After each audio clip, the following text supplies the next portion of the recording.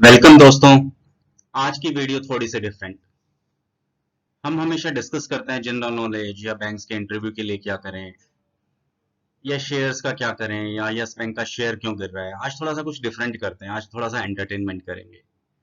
Recently आपने सुना होगा, कल परसों ही मुकेश अंबानी जी ने वर्ल्ड की 6th रिचेस्ट पर्सन बन गए हैं और उन्होंने जो टॉप 10 की लिस्ट होती है उसमें शामिल हो गए हैं और उन्होंने अभी अभी रिसेंटली ओवरटेक कर दिया है गूगल के को फाउंडर लैरी पेज को। तो दोस्तों इससे बहुत बड़ा मोटिवेशन मिलता है। वर्ल्ड डेवलप्ड कंट्री सोचते हैं कि हम इंडियंस ऐसा नहीं कर सकते, बट ऐसा है नहीं। मुकेश अंबानी जी ने ये साबित कर दिखाया है कि हम भी आगे बढ़ सकते हैं और हम भी रिचेस्ट पर्सन बन सकते हैं। और शायद दोस्तों वो दिन भी दूर नहीं कि हम लोग इंडियंस में से ही मुकेश अंबानी जी सभी को पीछे छोड़ते हुए वर्ल्ड के ही सबसे बड़े रिचेस्ट पर्सन बन जाएं। जैसा आप रिसेंटली आप देख रहे होंगे ना कि रिलायंस में क्या क्या चल रहा है। अभी आपने देखा होगा कि उनकी सब्सिडरीज ही जो नंबर ऑफ कंपनीज है उनकी 158 से ज्यादा हैं, जिसकी सबसे बड़ी वैल्यूएशन जो कंपनी है रिलायंस जियो, रिलायंस रिटेल, उनकी सभी की प्लानिंग उनके दिमाग में चल रही है उनको लिस्ट करने के लिए। और उनकी जब वैल्यू अनलॉकिंग होगी तो शायद आप और हम देखते ही रह जाएं। अभी तो सिर्फ रिलायंस का शेयर भाग रहा है दोस्तों, उसकी वजह से वो 6th रिचेस्ट हो गए हैं। तो आज हम सब यही डिस्कस करेंगे दोस्तों कि ऐसा क्या रहा, कैसे हुआ और क्या होने वाला है। आज का एंटरटेनमेंट है दोस्तों, ये नॉलेज भी है, मोटिवेशन भी है, शायद बहुत कुछ सीखने को भी मिले।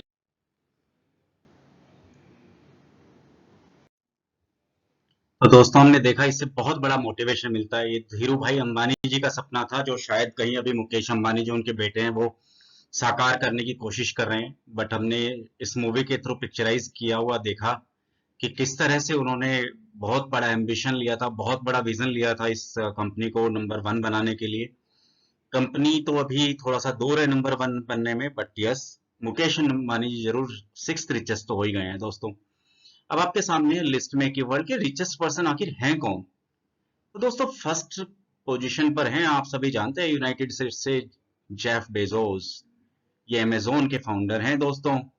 फिर सेकंड पोजीशंस पे आते हैं Bill Gates and Bernard Arnault and family, then Mark Zuckerberg, then Larry Ellisons, and then हमारे मुकेश अंबानी जी 6th पोजीशन पे। और दोस्तों जिस तरह से रिलायंस का शेयर चल निकला है ना, वो सभी को पीछे चलते हुए और आगे बढ़ते जा रहे हैं। तो आप देख सकते हैं उन्होंने 6th पोजीशन तो कर ली है और अब इंडियंस का नाम आने लगा है, तो हम वो सब कुछ कर सकते हैं जो एक डेवलप्ड कंट्री के लोग करते हैं। फिर हम से बहुत देखिए दोस्तों समझदार हैं। दोबारा।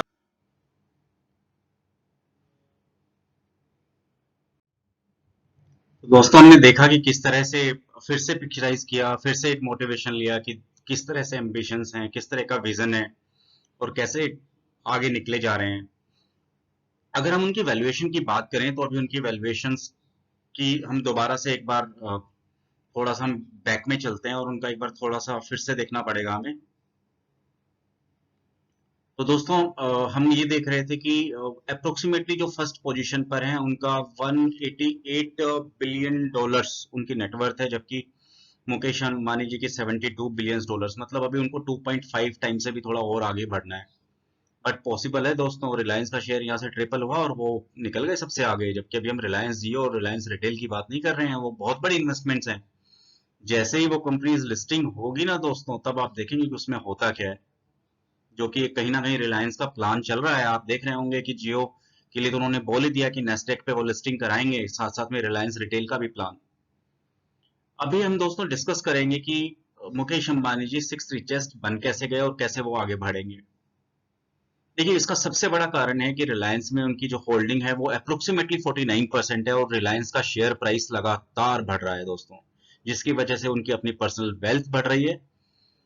दूसरा रीजन है कि उन्होंने investments in Reliance Jio for approximately 25% stake, उन्होंने 25% स्टेक जो बेचा है, सेल आउट किया है, उसमें 1.1 लाख करोड़ रुपीस इकट्ठा किए हैं दोस्तों।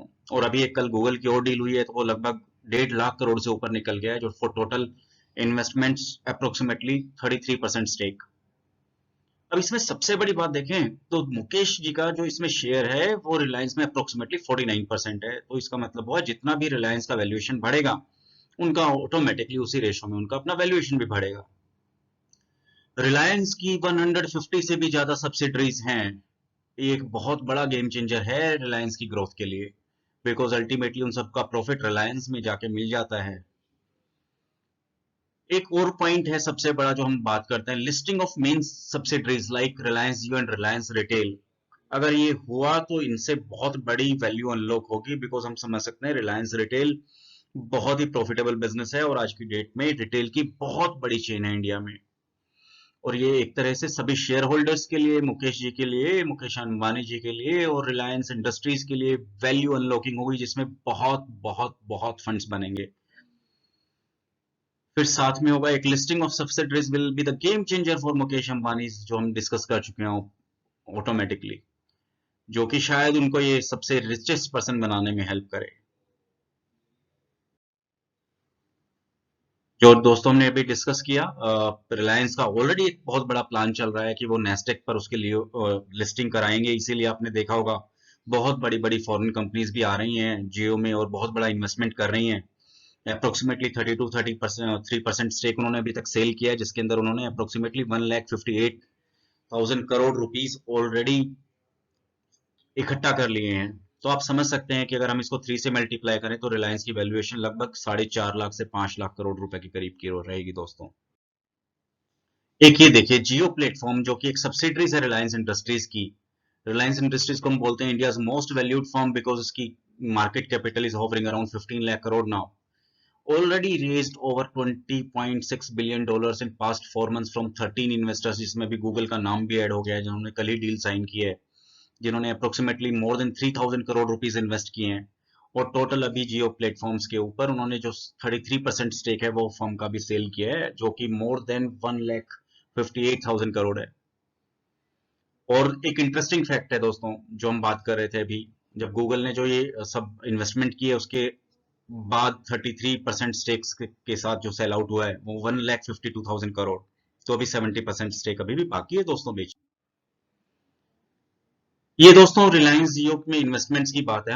हम इस वीडियो में रिलायंस जियो की क्यों बात कर रहे हैं बार बार, बिकॉज रिलायंस जियो एक बहुत बड़ा वैल्यू अनलॉक होगा।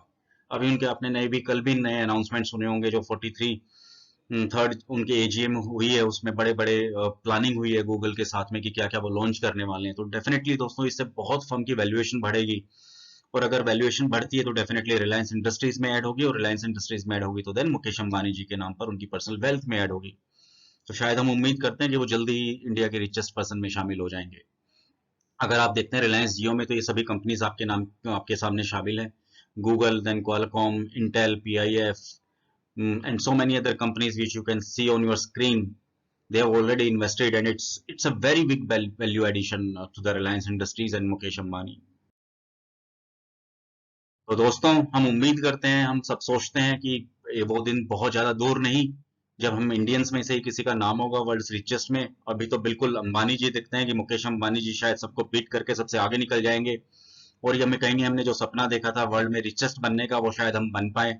दोस्तों रिचेस्ट तो वो होंगे, डेफिनेटली वो होंगे, बट हमारे लिए कम, इससे कम प्राउड की बात भी नहीं होगी। हम बहुत प्राउड फील करेंगे जब कोई इंडियन कहेगा कि उसने अपने हार्ड वर्क के साथ, अपने ब्रेन के साथ पूरे वर्ल्ड में सबसे रिचेस्ट बनने का सपना देखा और उसको साकार किया। दोस्तों thank you very much for watching this video from Banktorials. Thank you very much. If you are liking these videos, then please I request you to please like and subscribe my channel. Thank you very much once again. Have a nice day and bye bye.